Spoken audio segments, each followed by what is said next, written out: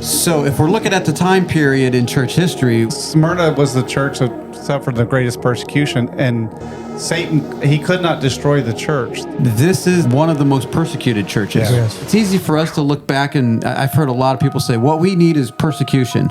In persecution, if your life is at stake, you're going to take it a little bit more seriously. And I don't blame them for wanting that relief, but it comes with a price. Baptizing your troops does not make them Christian. It just makes them made them wet. This church was known for spiritual compromise in many different ways. We're just as worldly as the world, and we don't even know it. Grace without obedience is... I'm Chuck Tate, and here at Fellowship of Believers, we encourage families, strengthen marriages, and edify the body of Christ. I'm Larry Grim. We also promote biblical doctrine in a fun and engaging way. And I'm Sarah, and if it's Christian, we're talking about it. This is the Mike Charleston Show.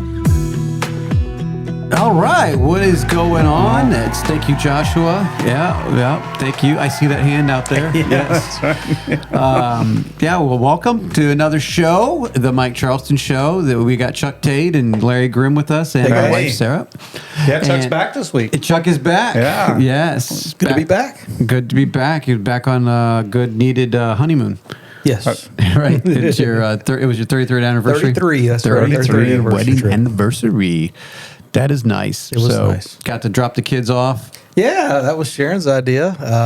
We dropped the kids with Sharon and Cade for the weekend, and Jeannie and I went on up to the cabin and enjoyed some nice, relaxing time up there. Yep. It's always relaxing when you're in the mountains, but very good. Enjoyed it. Yeah, that's good.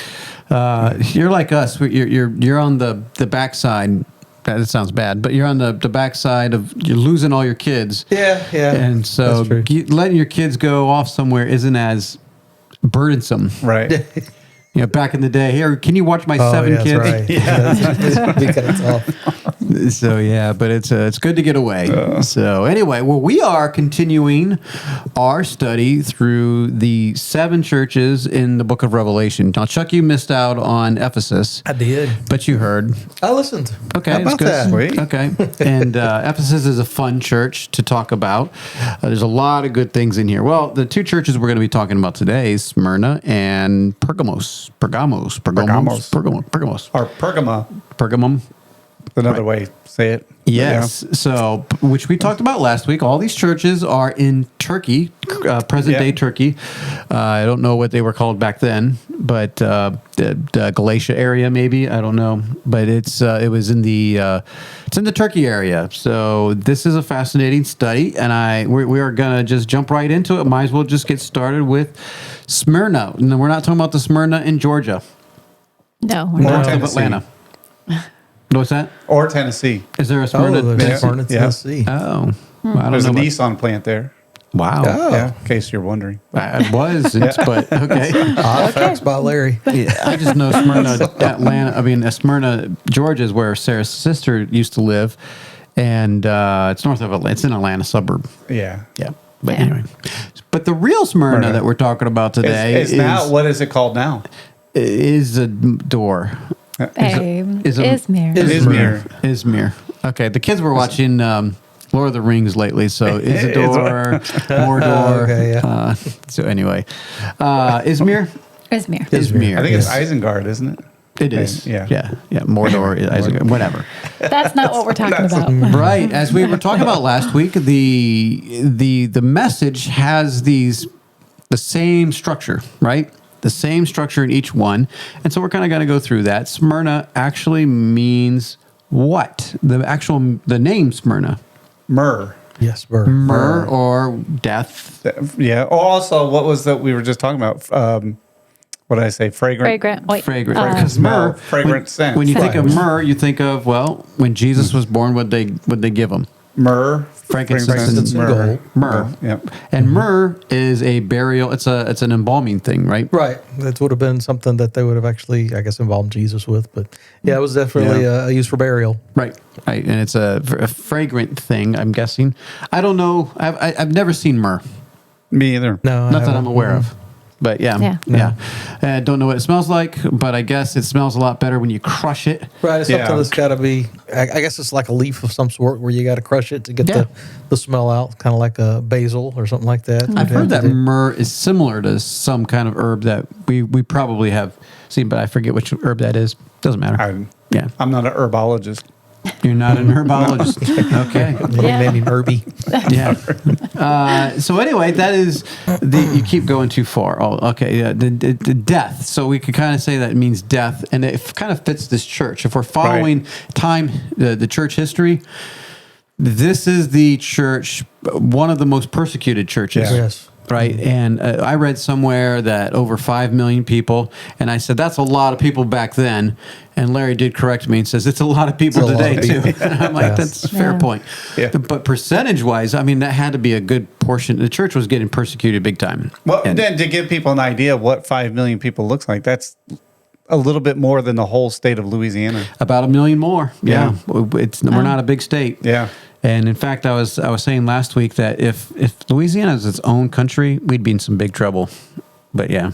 Why is that? I don't think we're set up to be our own country. No, we're not. No, there might be some trouble. Yes. Okay, so the title, we said the title, Jesus gives us title. What's the title? What do we have for the title here? The first and the last, which was dead and now is now alive. I think that is cool because when you think of what the church, what it means in the picture, and even as you said, that the time period, it was the persecuted church, which persecution and death go hand in hand.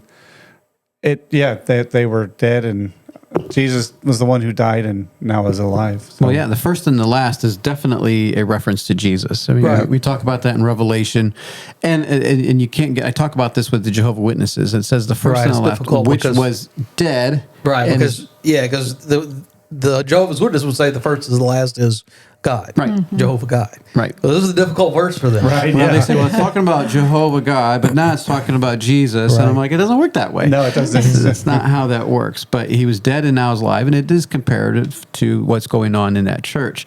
So they do have a commendation. Yeah, they have a positive thing, right? Let's just go with the positive. Okay, Revelation 2, why don't you go ahead and read it? 2:9 says, I know thy works and tribulation and poverty, but thou art rich. And I know the blasphemy of them which say they are Jews and are not, but are the synagogue of Satan. All right, so that sounds terrible. Yeah. Right there. So he knows thy works and the tribulation. Now, this isn't the great tribulation, but general tribulation that Christians go to. And as we talked about, a lot of people were being martyred during this time. So, and their poverty. So we talked about this last week a little bit, that the church is surprised, like they were. The things that Jesus would say about the church, they're kind of surprised, and this is one of them. He doesn't really say that they're not poor, but it's in parentheses. But thou art rich. He says, yes, you're poor. Yeah, not that kind. But they're in poverty. Obviously, they're being persecuted. They're probably losing jobs. They're being scattered. They don't have money. Yeah, the view of themselves was they were poor. Yes, right. Which is probably true. But Christ's view of them was you're rich. And there's a church later on. It's the flip the script. It looks around right with they think they're rich, and he says, no, you're poor. Well, another interesting thing is the first church, Ephesus, he tells them to repent. Remember therefore from whence thou art fallen, and repent and do the first works. Right. Here he's commending them. He goes, I know thy works. So whatever they were doing, right. Jesus, he brings it to his attention. And their tribulation, their poverty, and I know the blasphemy. So now he doesn't say that they are part of this. Right. He goes, I know the blasphemy of them which say they are Jews and are not, but are the synagogue of Satan. So I'm guessing he's like, I'm aware of those, and they're not part of you, but I'm aware of those, and this is a problem. So there is a concern. There isn't really a concern, right? Nope, it's a good church. And quick, going back to the poverty thing, I did hear that a lot of the persecution would be they would not be able to buy food. They would, buy or sell? Right. Well, I mean, kind of. Right, so, I mean, like they would they would be poor because they couldn't go work. They'd lose jobs, whatever. And that was part of the persecution, not just like killing them, but basically starving them and giving them no means to be able to that's survive. That's a common tactic, I guess, in a lot of these religious places that you convert to something else, you lose things. You Right. lose jobs, Yeah. and it's a pressure to bring them back. It's like, hey, come back. And but if not, you're like dead to us. So yeah, I could see that. No doubt. But the exhortation. So why don't you go ahead and finish reading what Revelation 2:10 through 11. It says, "Fear none of those things which thou shalt suffer. Behold, the devil shall cast some of you into prison, that ye may be tried, and ye shall have tribulation 10 days. But be thou faithful unto death, and I will give thee a crown of life. He that hath an ear, let him hear what the Spirit saith unto the churches. He that overcometh shall not be hurt of the second death." All right, there's a good bit here, and a lot to unravel here, and so he's telling them, he's exhorting them and encouraging them, and be like, fear none of those things which thou shall suffer, and they're going to suffer. Well, yeah, they are suffering. Yeah, for him to say, "Fear none of those things." Those were some things that are fearful. Yeah. You're going to die. Yeah. Well, there was no safe place to go at this time, like worldwide. Like, yeah, there generally was no speaking, I'm place. sure there was probably a safe place, but not like there was no country or no city that was like accepting. Yeah. And I'm sure out in the wilderness somewhere, or where there's probably, obviously they lived, someone lived. Yeah. Right. But there wasn't a designated place as, hey, this is a safe place for Christians. Not until the next church. But anyway, there were no sanctuary cities. No sanctuary cities. No. But he says, "Behold, the devil shall cast some of you into prison, that you may be tried, and that you shall have tribulation 10 days. Now, the 10 days, you say, okay, what is this? 10 days. Now, a lot of people think that these are 10 periods of time that are the 10 Roman persecutions. During this time period, there were 10 specific persecutions that killed Christians. Yeah. And so that's what people are assuming are the 10 days. You'll be tried 10 days. So are they literal 10 days? I don't know. But there were 10 persecutions. Right. Yeah. There were specific events, not necessarily 10 consecutive days. Right. They were like you said, those specific events. But be faithful unto death. That's what he's saying. Be faithful unto death. So there's a warning. Maybe they couldn't be faithful unto death. I don't know. But be faithful. And if they do, he said, "I will give thee a crown of life." Right. And what is the opposite of death? Life. Life. And so you remain faithful, even though you may die. I'm going to give you life. Well, it reminds me of what Jesus said. If you want to save your life, you got to lose it. You lose it. Yeah. Right. And if you want to lose your life, I don't know. The opposite. But he gives a crown of life, and there's a lot of crowns, and this is one of the crowns that you would want, right? Crown of life. He that hath to hear, let him hear what the Spirit says to the churches. He that overcomes, here's the overcoming part, is that he will not be hurt of the second death. Now, we're not going to get into the second death right now, but they won't be hurt of that second death. Right. The fact that it's called second death means that the first death wasn't a complete death. But anyway, there's a second death, which is going to come later. And we don't want to be hurt of the second death. And once again, these are exhortations not to us personally today. Like, I forget the five or the four the terminology that we had last week, but how it was like a message to everybody, a general message to everybody, and then a specific message to this church, and then prophetic, what it looks like in the prophetic and all that. So anyway, the promise is a crown of life, not be hurt of the second death. We just, So endure persecution. That's the kind of the message to this church. This church was no bad thing to say to them. And maybe that's gracious because they're going through a lot. They just left the apostolic age, Now, I know specifically this church, if you talk about literal churches, they're all in the same time. But if you're going by the time frame that we were talking about last week, how it fits the ages of the church ages, if you're walking out of the apostle age and you're going into this next age, the most persecuted time, and they're establishing the church, and they were wanting a respite. They're wanting peace. Right. I don't blame them. Yeah. Because it's easy for us to look back, and I've heard a lot of people say, what we need is persecution. And I'm like, well, get away from me. Yeah. I try to stay away from persecution as much as possible. And when it comes, it comes. Yeah. and I'm not going to shy away from it, but if at possible, I don't want persecution. Well, you know? yeah. To those people, I say maybe you should get the Fox's Book of Martyrs and read that, and then maybe see what you think about persecution. I mean, because we in America, we have one of the few places on earth that is a sanctuary country. Christianity is acceptable, and for now, and we've enjoyed many years of it. And over here in America, so it's easy for us to look around and be like, oh, what we really need is persecution. Why? Because persecution, what it does kind of weed out the people that aren't very serious.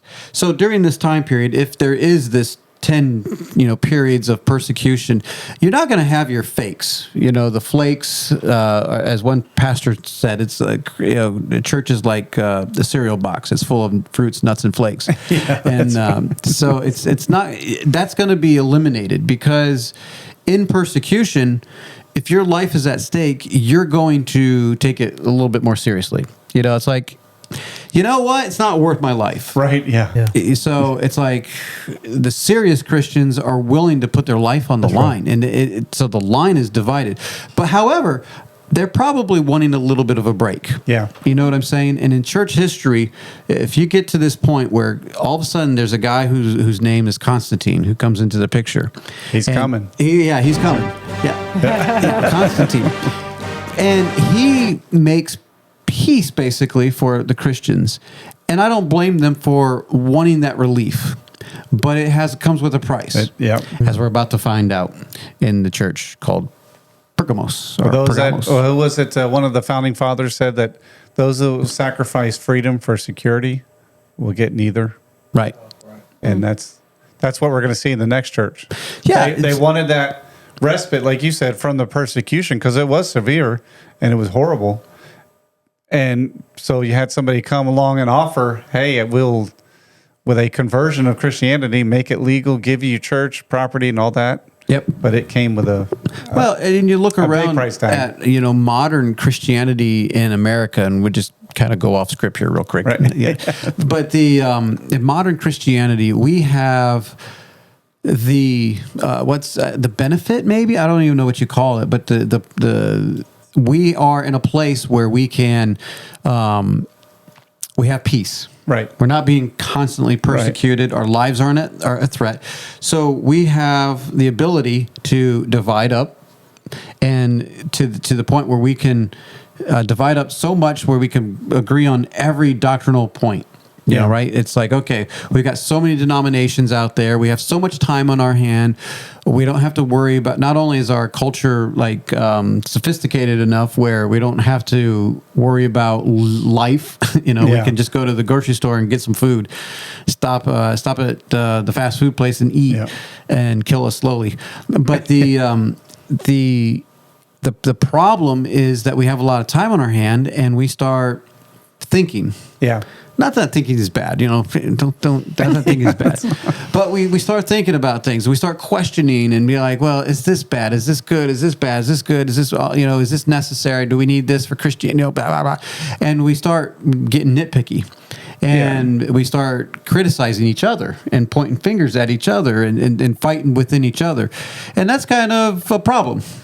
We have time for infighting. Yes, we have time for that. But when persecution comes, if it ever comes to us, but in the world, they don't have time for all that. I'm sure they still have a little bit of disagreements. That's just, they're humans. Right. But at some point, they're just like, hey, we're just lucky to be alive, and we're just lucky to, make it to the next day. I mean, I should say lucky, but you know what I mean? Yeah. We're just here. Let's not worry about our differences and what we actually believe. Let's just praise the Lord. Let's just pray. Yeah. Let's just seek God here. And I guess that's why people want persecution to come, because that'll weed out the weeds. Yep. The not ones that aren't serious. Sure. The fakes. But, having said that, I do appreciate being in a place where it's peace and, and I'm not getting... Be thankful for what you have, because you may not have it. And it's interesting to realize that, we have lived in not only in a place, but in a time period and a place where we haven't suffered any. Right. We don't have any suffering because of our faith. And we shouldn't think that we are immune to it, that was not going to happen to us. That Christianity throughout history has suffered persecution. Yes. Throughout the world. We just happen to live in this bubble that could pretty much bust at any time. Yeah, and even right now in the world today, the church at large is being persecuted. Yeah. You know, people are dying, and that is just a fact. It's hard for us to imagine that, you know, unless you get Voice of the Martyrs or what's that other thing? It's not called Voice of the Martyrs anymore, is it? Oh, it is? Okay, yeah. I thought they changed the magazine. But the Voice of the Martyrs, you know, you keep up on some of those stories, and you hear these people are still paying with their lives. Yeah. And especially in some of these Islamic countries, it's tough. So let's just jump right into Pergamos. Well, before you get, as a segue, so Smyrna was the church that suffered the greatest persecution, and Satan, he could not destroy the church through persecution, but the next step, the church of Pergamos. There's another way. Yeah, there's another way. He almost did. And in some ways, it was more destructive than the outright persecution. Yeah, the Balaam, which will come in later in another church. But that was kind of, maybe I'll save it for him, but that was the story for Balaam, was he gave him to intermarry with the children of Israel. And is that here? Yeah. Yeah. Okay. Yes, sir. Yeah. That's we'll get to that part. But let's go. What does it mean? What does Pergamos mean? So this is kind of a debate here that we've been kind of trying to figure out. And I've heard a lot of people say it means like a mixed marriage, and the reason why they get that is the word gamos meaning marriage, which is true, and meaning like. I don't know exactly how to say it, but they say it's a mixed marriage. But Gamos meaning, but looking it up, it means citadel, the high city, because it was a high city, and it was also the capital. It kind of moved the capital. It was a capital city, and so citadel, a high city, whatever. Yeah. Maybe it was like Denver. You know, it's really high. Mile high city. Yeah, that's right. Yep. Well, yeah, it probably was. We're pretty close to it. So this is an interesting city, Pergamum. Yeah, It was also known as Pergamum. I think Lydia was from here. I think Lydia was from Pergamos, and so it was a very important city at the time. Yeah, wealthy city as well. Yeah. Yes.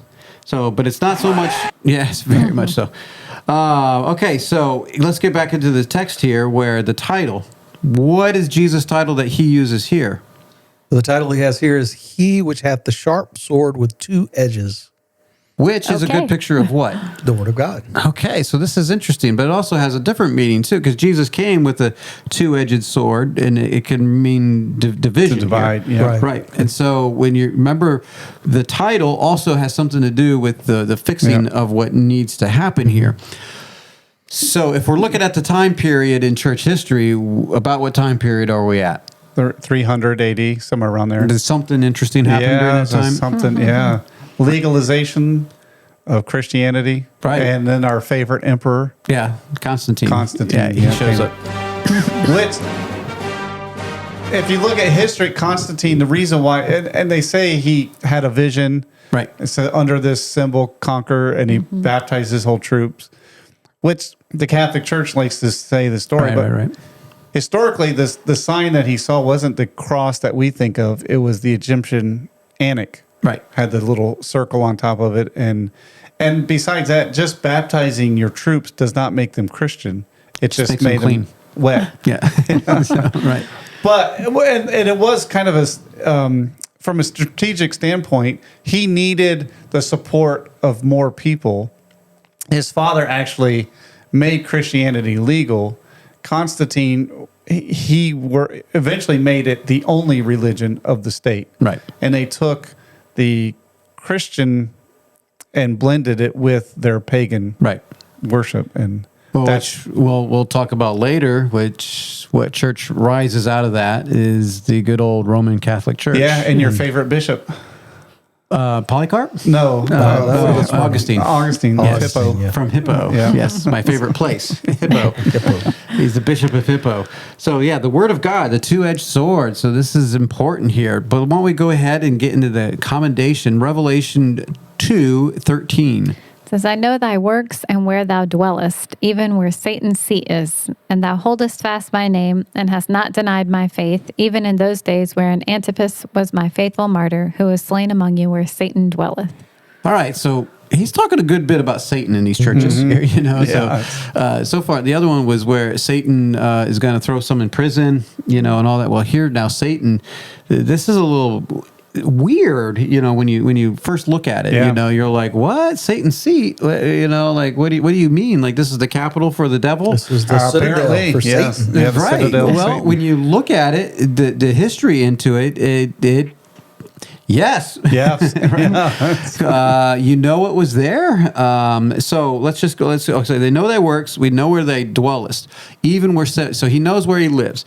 Which some guy was pointing out that that's not usually a good way to start out Starts a a letter. message. You know, he says, "I've got a gun and I know where you live." Yeah. It's like I got a sword and I know where you live, but he's like, I know your works and I know where you live. Where you dwell, even where Satan's seat is. Now, Satan's seat. Now, this is or throne, Satan's throne. Yeah. So, what does that mean? And I think we've already talked about this somewhat. But when you think of Satan's throne, what do you think of? I don't. I mean, you think of him ruling over an area and being able, like a conqueror or someone who's in control. Sure. Yeah. And he's picked this city for some reason, and It's a tall city. Well, think about when Satan tempted Jesus, what did he took him do? up to a high hill, A high mountain, and said, "Look, all these kingdoms, They're mine." And Well, at Pergamos, they could look down and see Yeah. the other kingdoms. And Well, and this what was does Satan want too? This is another thing to think all about. the nations. Well, He he wanted worship. wanted to be worshipped. Yes, He he did. wanted to He be wanted- like the Most High. Yep. Yeah. And So this is interesting that so Satan's seat. If you look back, and I won't get too much into this, maybe my wife will, but she really gets into this kind of stuff. But this is the city that built an altar, a big altar, Yeah. to Zeus, yeah. which has many other names, Tumas, and other the names have changed, but the God is still the same God. Yeah. The same being. It is not. It's not Jehovah God. No. Let's just put it that way. Yeah. So Zeus, was the throne that they made to him, A huge throne. a huge throne, Yeah. and it was destroyed. Now, do you want to go with the rest, babe? Or Yeah, I think you should. I think it's pretty cool. Well, it was destroyed, and then in 18-something, some archaeologist went and Some dug up. Some German guy went and dug up the remains Wilhelm.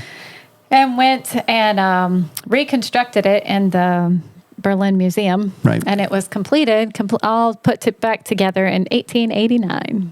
And guess who was born that year? Take a guess. Chuck, got a guess? Hitler. Hitler. Yeah. Hitler. Hitler was born that year, and then years later, when he was actually in power with the Third Reich or whatever, he hired an architect to reconstruct something in the same Shape and form. of using the altar of Zeus to do it for himself. Yeah. So it's like, interesting. And like, what was the spirit behind what Hitler was doing? What was the spirit behind all this? It's like Satan's behind all this, and he wants to destroy God's people. Yep. So Yeah. And then America built a thing called the Washington Monument that looks no, I'm just kidding. I'm kidding. wow. I don't know where that throne is anymore, but it's interesting. I don't know what it means. Hitler obviously was not a friend to the Jews, as we all know. Well, when you think of like Satan's seat the seat is a seat of power, Right. A seat of authority, and so I think he was there. That was where his command center was. Yeah. And we know from Ephesians where it talked about principalities and powers of the air that they're being ruled by someone. Sure. And he, for whatever reason, picked Pergamos. Right. And I mean, this is what Jesus even said, that this is where his seat was. Now, is it there today? I don't think so. Yeah. Right. I mean, has it moved around? Could be Washington, D.C. I don't know. Or maybe. New York or the New UN. York. Yeah, there could be a lot of places that it is, but so anyway, then there was this, and the house not denied my faith. So that's kind of a good thing. They haven't denied the faith, but they did seem to marry their faith. But even in those days, where Antipas was my faithful martyr, who was slain among you, where Satan dwelleth. So he keeps pointing to this place that Satan dwelleth in this area. But Antipas, some guy, was martyred there. So. Who was Antipas? Do we know anything about Antipas? Not much. No, we don't know anything. No. I tried searching. You tried searching.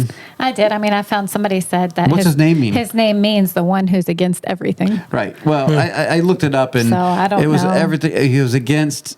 I forget what it was, So if but he's standing against all these things that everybody's trying to accept, well, I mean, maybe that could have been a that problem. he would got fit. put down. I don't know. Yeah. That's what Yeah. happens. You get put down when you stand up. Yeah. That's, Well, because this was really in a time, this whole idea of mixed marriage, it's like everything got really cloudy. You know how in the previous church, it was really clear who was a Christian or who Sure. wasn't, because nobody was going to pretend, because I didn't want to, you don't want to die for something you don't really believe in. But here, all of a sudden, it's like, well, you're a Christian because you don't want to get in trouble with the law, Right. So it's like, sure, sign me up, Right, I want yeah. the benefits, I want whatever. So you no longer knew who was really Christian. You didn't know who the real church was. It all just became cloudy and Very cloudy. yeah. well, and I think when we get to it, the things that Jesus says he has against the church will reveal Fits. what was really going on. Yeah, I think so. Well, first, let's go back to Satan real quick. Is he a real person? Was it just like this is where he was spiritually located, like a principality and all that? I don't think he was a real person, but he uses real people. Like there's Right. always antichrists Yeah. in the world. Yeah. And the real antichrist he is going to come into. Right. And, so... there's someone there that was doing his bidding. Yes. Yeah. And so who that was, I'm just going to say it was probably part of the Roman Empire. Yeah. Probably. But anyway, so let's get into the concern here. We have Revelation 2:14 through 15. But I have a few things against thee, because thou hast there them that hold the doctrine of Balaam, who taught Balak to cast a stumbling block before the children of Israel, to eat things sacrificed unto idols, and to commit fornication. So hast thou also them that hold the doctrine of the Nicolaitans, which thing I hate. Okay, it brings up the Nicolaitans again, the Nicolaitans again. But let's go back to Balaam. So the doctrine of Balaam, he has this against them, the doctrine of Balaam. So I don't know what the doctrine of Balaam is. We're not really told what the teaching of Balaam was, but we know the story of Balaam. Yeah. And Interesting thing, I was reading, I'm going through numbers, and I didn't realize Balaam was not part of the nation of Israel. right? He's just a random prophet guy. Yeah, I always assumed for he hire. came from Israel, but he didn't. Yeah, he was a prophet that got money. I'm like, okay, Yeah. these are weird things. But so Balaam was going to make some money, and Balak hired him to put a curse on Israel. Right. And so he goes to God and asks, okay, what do I say? And God's like, don't curse him. Yeah. Don't curse them. So Balaam doesn't curse them. Yeah. But he's like, Balak's getting mad at him. And so I at got the to do very something end, here. I got this money. yeah, he's like, I got to get I got paid. paid, man. So he ends up trying to curse them. Yeah, and that's a problem. And he ends up trying to curse them, and he ends up blessing them. So Balak's really mad now. But here's where you get the rub, is where Balaam comes up with a plan. It's like, what you want to do is lure the Jews in and to intermarrying the people, and they will lose their identity, they'll lose their culture, and God will judge them and punish them, and so and destroy his own people by doing this, because they're not supposed to intermarry and all that. Basically. Right. And so that was the advice. Think about that advice. Yeah. That is the advice that Satan is doing today. Yep. That when we look around at our culture today, like I tell my kids, the American culture that we see today is not a godly culture. No. And we have married into that culture because of peace and safety. And so we just go along with the culture. Yep. And I think we're all guilty of it at some level, and so people who want to stand out against the culture, they're like Antipas. they get put down. Yeah. Like they get shouted down, and you're good for nothing. Yep.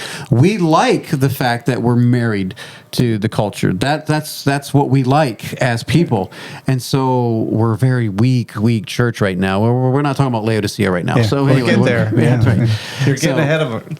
But that's the thing of Balak. That's where we get the whole marriage thing, where the church was starting to be intermingled here, where it wasn't quite the Catholic Church yet. It took a little while for the Catholic Church to be formulated, but they did mix the Christianity with the Roman gods, culture. Right. Mhm. right. The cultural gods, the Greek gods, the Roman gods, and Just change the names. change names and put them in here, and whatever.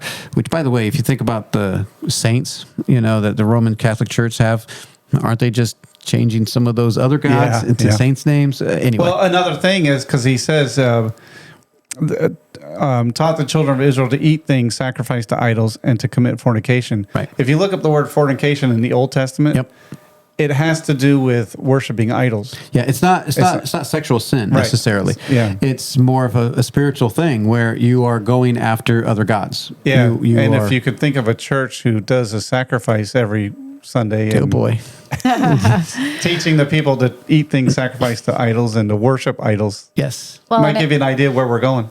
Well, and in Pergamos, they had this altar to Zeus. They had these huge altars, and they would do massive sacrifices.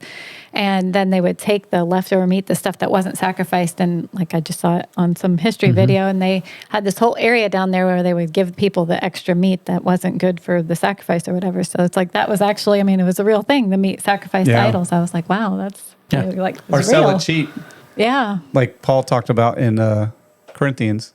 Yeah. So that's And they also, so hast thou also them that hold the doctrine of the Nicolaitans. Now, we talked about the Nicolaitans a little bit, I think, in Ephesians. Yeah. But they're rearing their ugly head again. And you want to know what it means. They see what it means, and it's translated. Nico, Laodin. And so Nico meaning crushing or ruling, and Laodin mean the people, the laity. And that's where we come up with the term the laity and the clergy.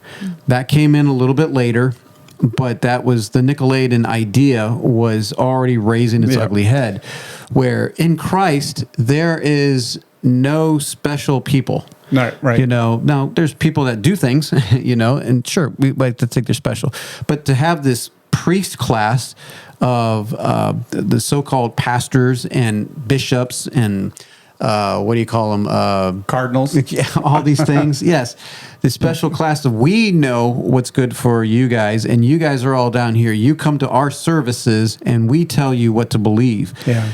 That was never supposed. That's not a biblical concept. That is that's the teachings of the Nicolaitans.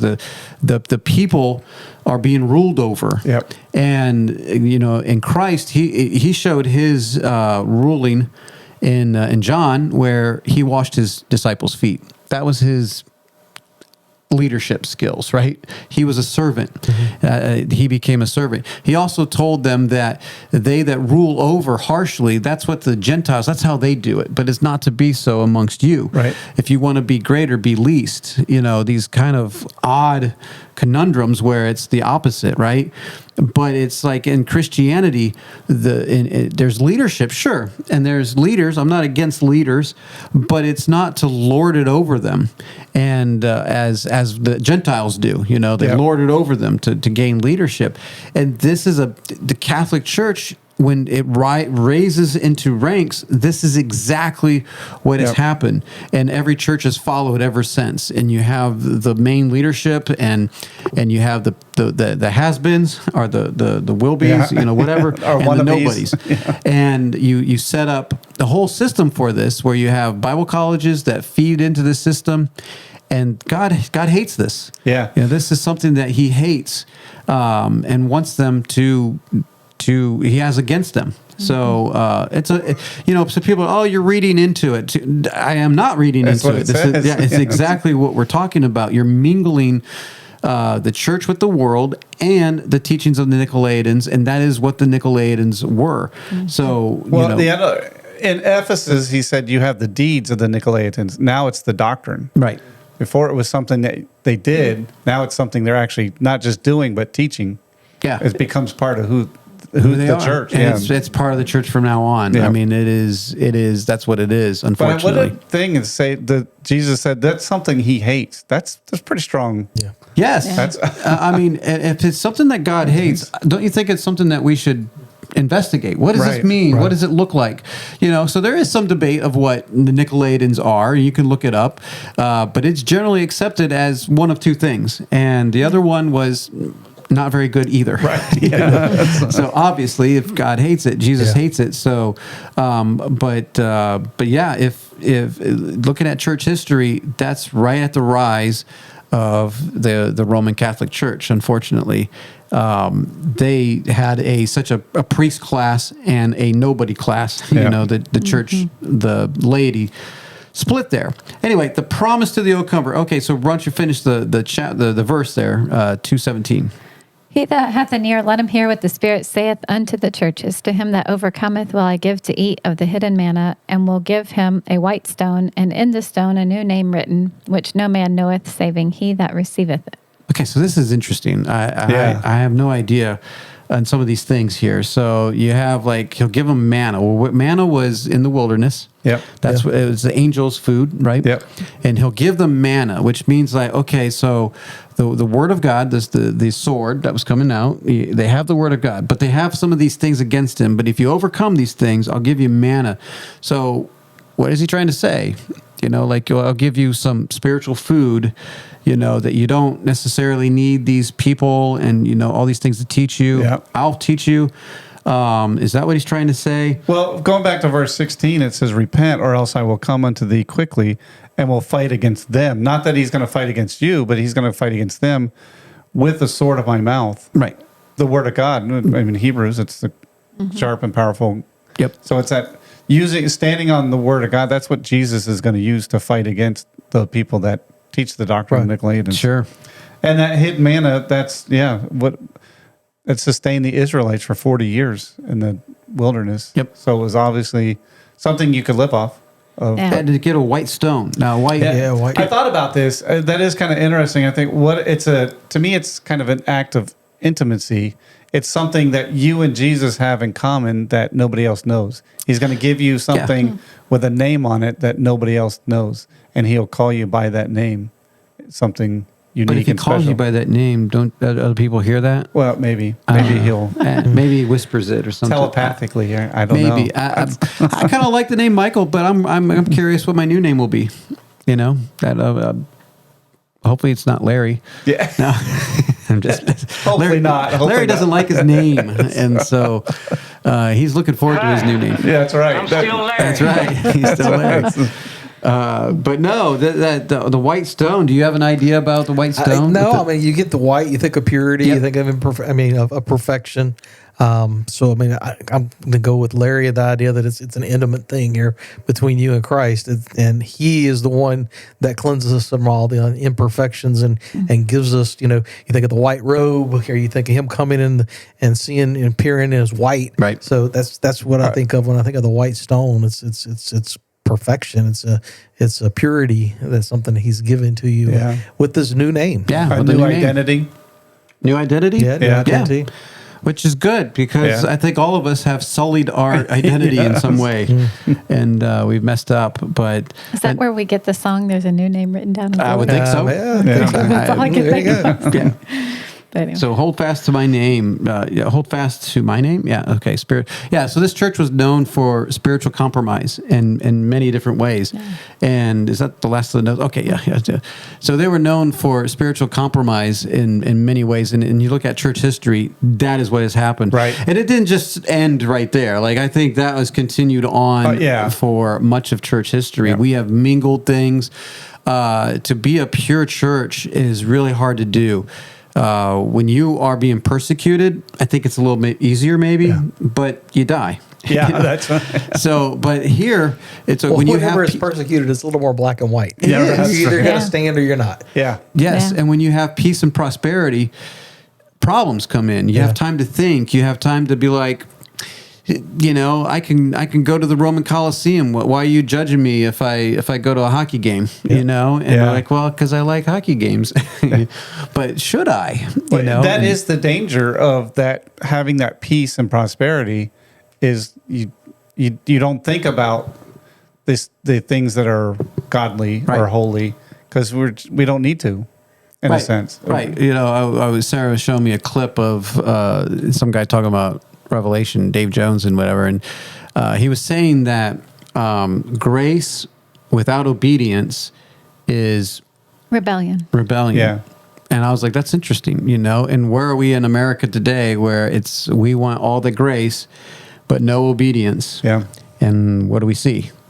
Rebellion. Yeah. And so I'm like, that's very fascinating that we have that time on our hand to research grace, but we don't understand what it means. Yeah. You know, because we feed it on ourselves, and that's the deception. Yeah, We've it is. mingled the church and the world, and we're just as worldly as the world, and we don't even know it. You know, we can't see it, Right, Because yeah. we think we're fine, and we'll get to Laodicea soon. Yeah, we're good there. Yes. Well, I heard somebody say that God doesn't believe He doesn't want us to have a mixed marriage. So either we want to be married to Him Yeah. or married to the world. So you choose, but He's Pick not one, going to yeah. share. Yeah. You know, Yeah. so That's a good point. You know, we don't want to be married to the world, and I know that at some point we have to deal with the world in some Yeah. kind of way. And I'm not trying to say don't go to a baseball game or don't go to a football game, Right. Or a but- hockey game. Yeah, But it does say, "Love not the world, neither the things that are in Right, the that's world." right. So I mean, and the more time we have and more peace and prosperity we have, the more the times we're looking at the things of the world like, it's not so bad. Right. You know, we know how to handle these things. Yeah, it's okay. Yeah. I mean, we can excuse it, and it's Yeah. all right. well, it just makes me think the love of many will wax cold. Yeah. I mean, Yeah. that's,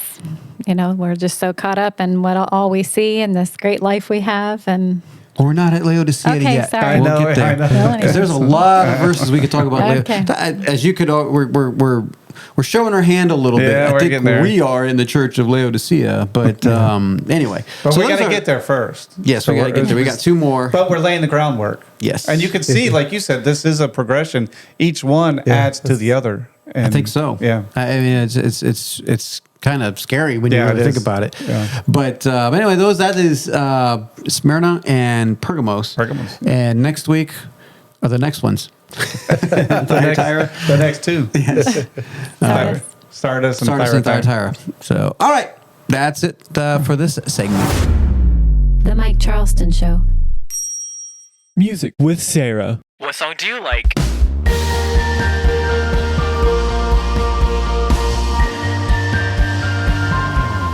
All right, babe. This song of the week. The song of the week. Yep, this is a surprise to you because you It don't is a know surprise. I don't know this song at all. I know you said you were playing it earlier, and I wasn't really paying attention. it. I've actually played it many times, so I wonder if you actually listen, you'd be like, "Oh yeah, okay, I know that one." Maybe. I don't know. Well, if I heard it, I'd be like, sure. But anyway, it is called "Found in You" by Travis Clark, It is. and I'm not aware of his work. Yeah, I don't know him. This song was actually one that Levi sent me maybe some months ago or whatever. Okay. And anyway, added it to my liked songs. And Shout out to Levi. I've listened to it a number of times. And actually, this week he sent me another one by the Clark family. And I went and did a Is little that research. related, Travis Clark? He's one of their sons. Oh, well, so I how was like, about that? and that one's also a good one. And it's always hard, by the way, to pick one song a week because there's usually a number of songs that I'm like, ooh, should I do that one or that one or that one? I don't know. But Maybe I should do a song of the week. maybe you should. I'd be curious what Mike's your song of the week would be. Oh. But anyway, so this one, it's new to me in the last few months. And I think it came out in 2023, so it's new to most people. But anyway, a great song. Obviously, it's Well, called let me interview you since you said I'm the interviewer. Okay. Why do you like this song?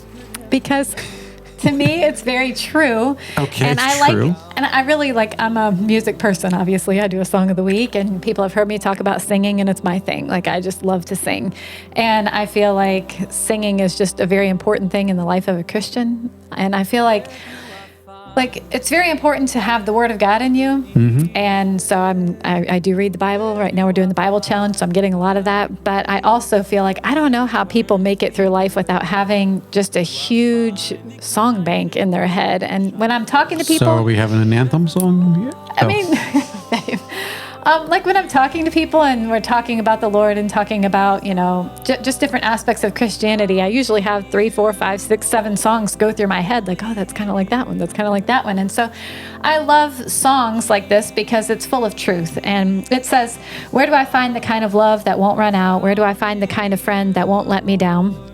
Where do I find the kind of peace where I can finally stop and breathe? Jesus, it's found in you, Lord, only in you. It's like the Sunday school answer. Yeah, that's right. And but it's really pretty. And then the second verse says, where do I find the strength to get me through each day? Where do I find the kind of grace that never turns me away? Where do I find the kind of hope that shines so bright forevermore?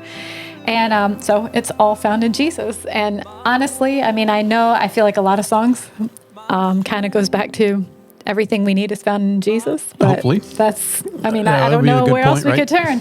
But, and then it has a bridge and it says, my hope, my strength, my peace, it's found in you, my joy, my song, everything, it's found in you. And so it's just when you hear it, it's pretty. And what's the genre? What does it sound like? Because I'm not aware of this song. So is it country?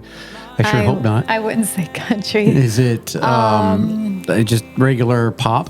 Just regular... Maybe. I'm really not good with genres, so okay. Yeah, I'll have to get back to you. Is it on acapella? That. No, it's not acapella. It's kind of acoustic. It's kind of acoustic. I feel like I think there's. Is there drums in there? No, I don't think so. Okay. Piano and a guitar, or maybe. Is it electric? You don't like with something plugged in. Right. Okay. Whatever. You know what? I'm just as in the dark as you are out there. Yeah. Well, I more sing it than pay attention to instruments, and then other people be like, "Oh, whatever solo was in there." I'm like, "Oh, okay." Right. I'm just trying to figure out what kind of style. I really don't. I'd have to hear it and be like, "Oh, yeah, I've heard you play that before," but I'm not aware of this song. Yeah. So well, it's a great song. So I thought it was one people should know about and go check out. So.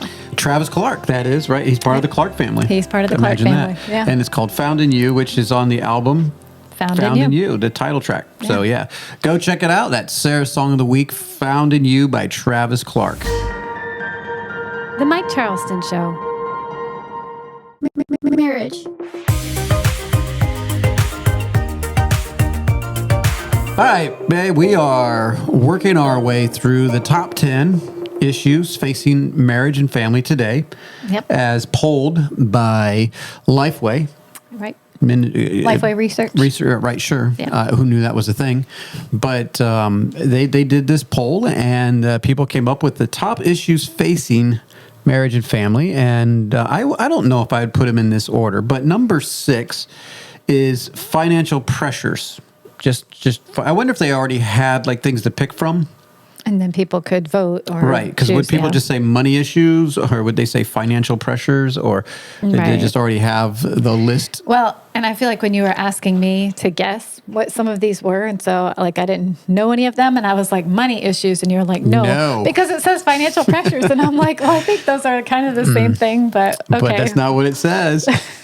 Sorry. No, but financial pressures and years gone by. Now, I don't know about today. Like, I don't know the stats. I haven't looked them up for divorce, but the number one cause of divorce years ago was money issues, money arguments, fights, things like that, and just money. Now, to me, money isn't always the big problem. It's more of the revealer of the problem. Reveals the problem. Right. And that's what money plays a part here. And so we have two different aspects here. And we were trying to talk about this off air a couple days ago. Mm-hmm. And we can't relate with one aspect of financial problems in a marriage and family. And that is when you have two incomes in the household. We've never really had two incomes. It's just been my income, as little as it is, and it's been always our money. We've never had our own money, and that's never been an issue. And so, if there is disagreements in how to handle money, we're going to have them right there, right? Because it's our money. Pretty much. And it seems like the financial problems or the pressures are a real thing. I mean, as a husband, as a father, I want to provide. I want to provide the best that I can for my family, for my kids. And having 7 kids, guess what? I can't always provide the best, or what we think is the best sometimes. I can't send them off to college and pay for their schooling. We can't have the biggest, fanciest weddings. And my kids know this, but it does create pressures that if you go into debt to get some things, you have added pressures in your life. If you have disagreements, say you have a wife or a husband that's a spender and you're a saver, or worse yet, if you're both spenders, then that's going to add more pressures on, like Jeremiah, our son, just had a baby. Guess what? There's financial pressures there. They get expensive. And so there's a lot of pressures that happen with finances. Right. Do you feel like maybe the pressure is less when you make less or you have less? No, not necessarily. Okay, well, I feel like when I hear about big money problems, it's always with people that have big money. And I think about when we first got married and we had no money, so there was really nothing to argue about. It's like, well, we paid our bills and we have but we X still have amount of pressures. dollars. I mean, they're the pressures of not having anything. Like, yeah, I guess we would like to upgrade something, Sure. but we didn't have any money. And I guess it wasn't, I never felt like you were just out spending for things that I thought were frivolous or vice versa, because there was no room for anything frivolous. There was no we room for are arguing. not spenders. And so that is something to consider, though. But when you have two couples that are actually Two couples? Well, no, people? a couple, 2 people Okay. in a relationship that make money, and they make similar money. I could see how that's an added pressure also, where it's hard for me to tell you what to do with your money, even though we'd like to say it's our money. And I do think that is very important to when you're married, to say it's our money. I mean, that's the point of getting married, to be one. We are one unit now. And my money is your money is my money. And as good or bad as decisions as we make, we go down together, right? And I think that's where the pressures come down, is that we both have wills in this world. You have certain things that you want. I have certain things that I would want. How do we work that out? That is the problem. Yeah. And I think the pressures, they're not talking about arguing over finances necessarily. They're just talking about financial pressures.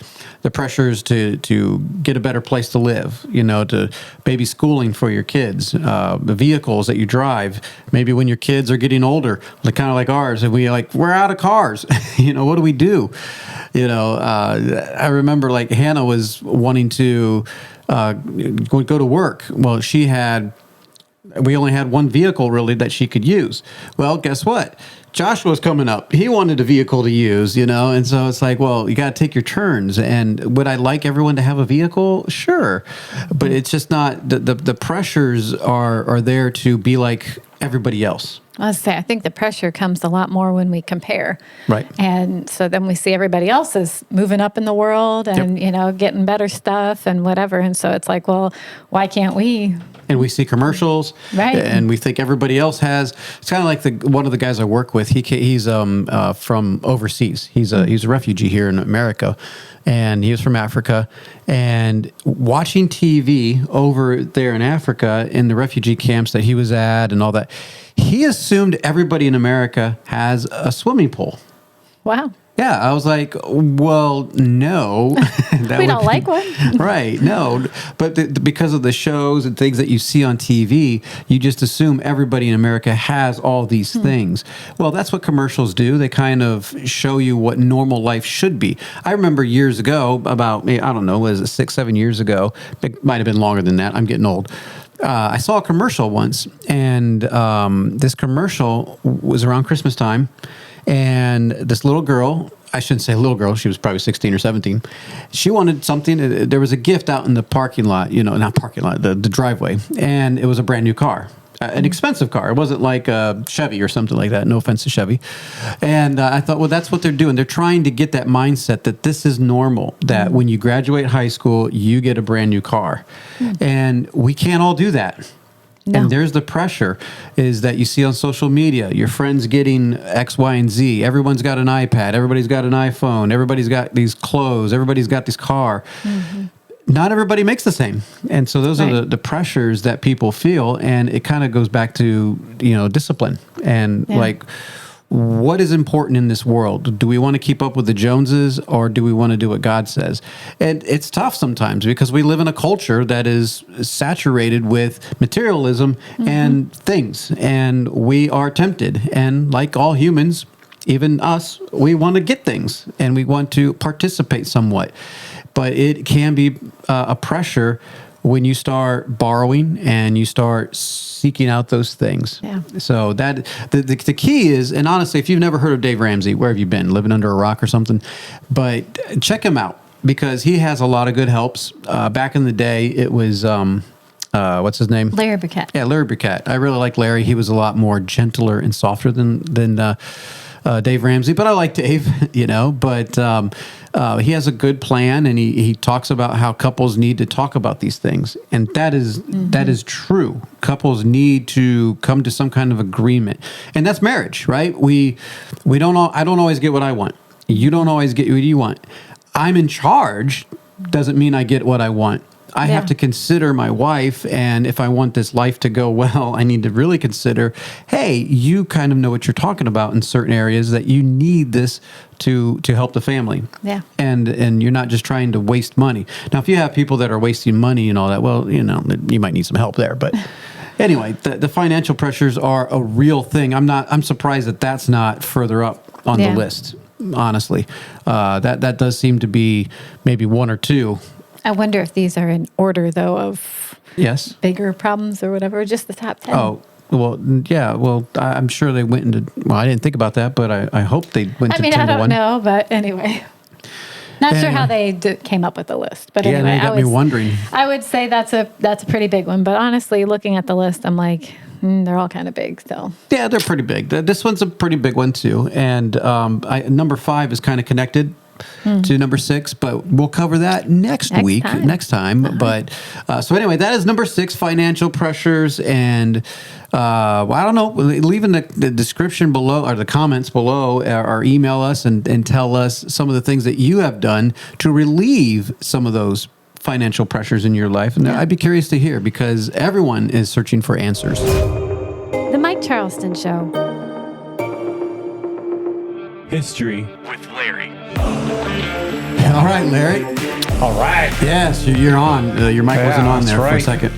Okay, so we got history. Yeah. This week's story, comes from a podcast that Big Fan Brand sent me. Oh. So shout out to Larry. Big fan. What are you doing? Okay. So have you ever heard of, and I know you probably hadn't, but if you had, I'd be really surprised, of a man named Martin Fugate.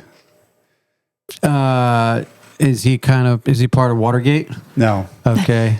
And his wife Elizabeth, who her was maiden name he was related Smith. to Martin Muchgate? No, I don't think so. But I don't know. He was an orphan born in France, so not much known about his family Fugate, tree. like that. Okay, No. Fugate. Well, have you ever heard of the word? It's a big one. Ooh.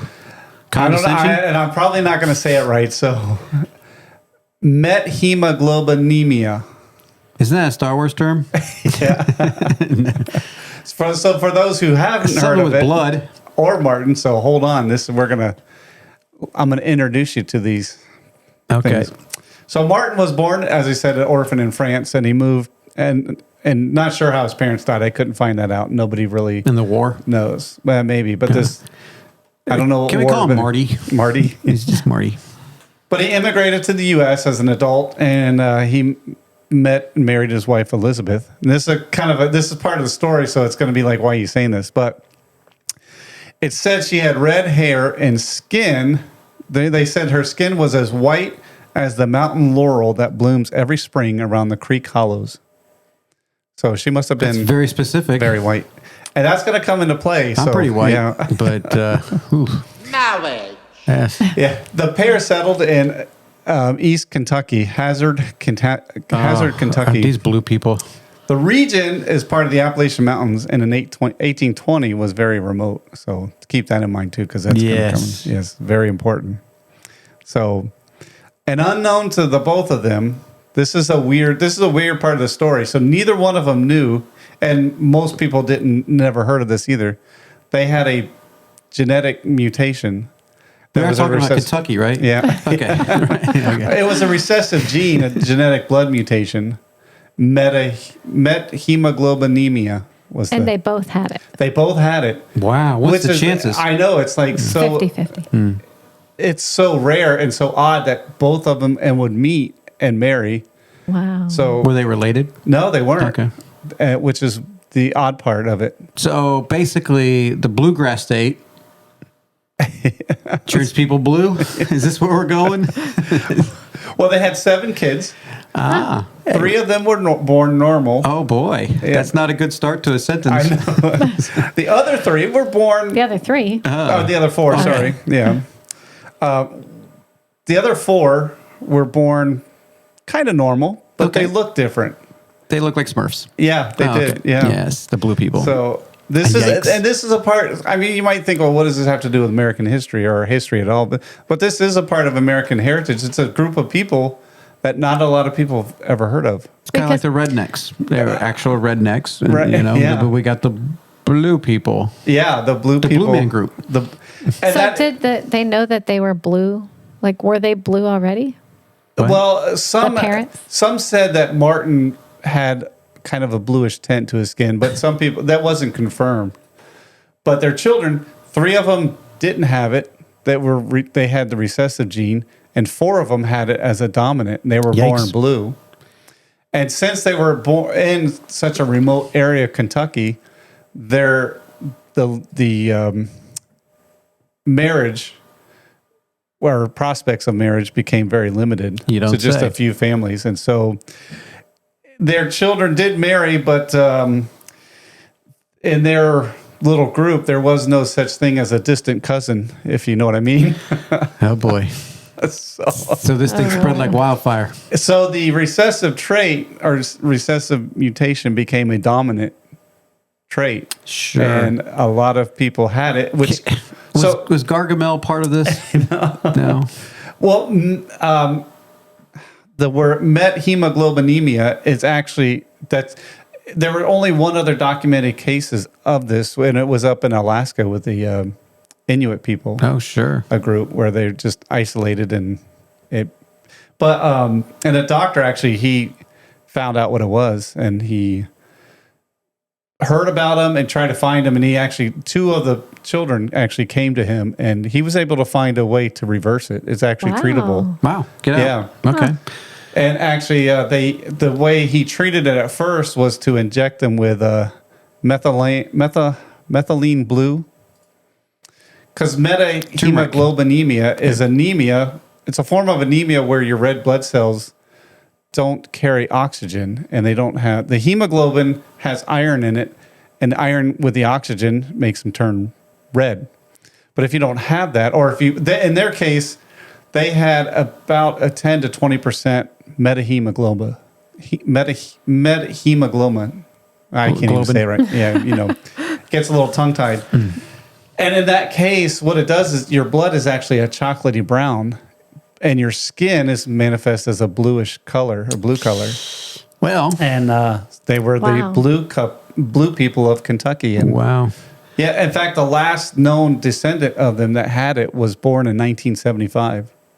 So it's relatively recent. Wow. When he was born, the doctors never heard of it, and they freaked out because they thought Can't breathe. Yeah, they I thought say, there was if your kid turns blue, they tell you to go to the hospital. and here he's born blue, and they're thinking there's something wrong. Nothing seemed to be wrong with him, but they wanted to do an emergency blood transfusion. And the grandmother said It's all right. Look at me. Yeah, she explained the whole family line. We're a little blue. And we're a little under the Wow. weather. it was like, that was Yeah, so there's actually another people group that the Tuareg people. They're in Africa somewhere in the desert, and they're known as the blue people also. I didn't hear about But them. theirs is different because because they're in the desert, they wrap their faces, and they are very much known for their purple scarves. Oh, yeah. And it seeps into their skin and they turn blue. So it's much different than this one. Yeah, this is actually a blood defect. And in fact, we had a gathering in Tennessee. Yes. And you pointed out someone that was a blue person. Yeah. And I looked at him and I'm like, yeah, he is. It's weird, isn't it? Oh, yeah. I had to go up to him and, it was weird.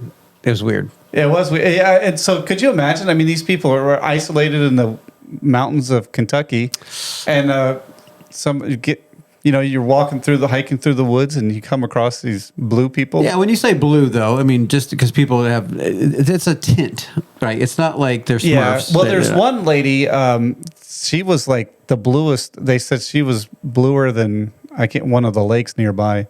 Well, wasn't she in like one of the Marvel movies? Yeah, maybe. Because I was at that gathering, and I don't remember seeing a blue person. Right, it wasn't like so obvious. It wasn't like...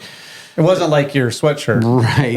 No. It was a very light tint of blue, but you could tell. Yeah. And it was odd. And the other case was the guy who took too much colloidal silver and turned his skin blue. And that's. I wonder if you mix it with turmeric, will you turn green?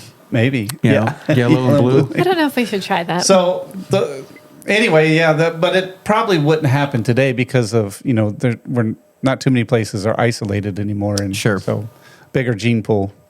But which made me think was maybe the Smurfs weren't actually mythical or fictional. It's just a family living in the Appalachian Mountains in Kentucky. That's right. The author was like, hey, man, I grew up around these people. We're going to tell a story. Well, it's just so odd that, two people from, different continents meet up and have the same. Well, so they both migrated here? No, she was here. Okay. She lived here, and he migrated from France. So he wasn't from Kentucky? No, he was from France. So why in the world did he pick remote Kentucky if he's a Frenchman? I don't know. I guess he wanted to get away from people, maybe. I don't know. Oui. Oh. Yeah. Maybe. Well, maybe, this was in 1820, so. Right. Go down to New Orleans or something. Settle. Land was probably cheap. Maybe. Whatever. And so, whatever. Yeah. What are the chances? That is I know crazy. It's bizarre, but it's you look them up, the blue people of Kentucky. The blue people of Kentucky. Yeah. It's a little weird. It's a little weird. Hey, this is Joshua Charleston, the producer of The Mike Charleston Show. Thank you for listening to the show. If you want to follow us, we're on Facebook at Mike Charleston Show and Instagram at _Mike Charleston Show. Please support us on Patreon for exclusive content. This episode is over, but if you want more, check out the website at fellowshipofbelievers.org for more information. The Mike Charleston Show has been brought to you by Fellowship of Believers.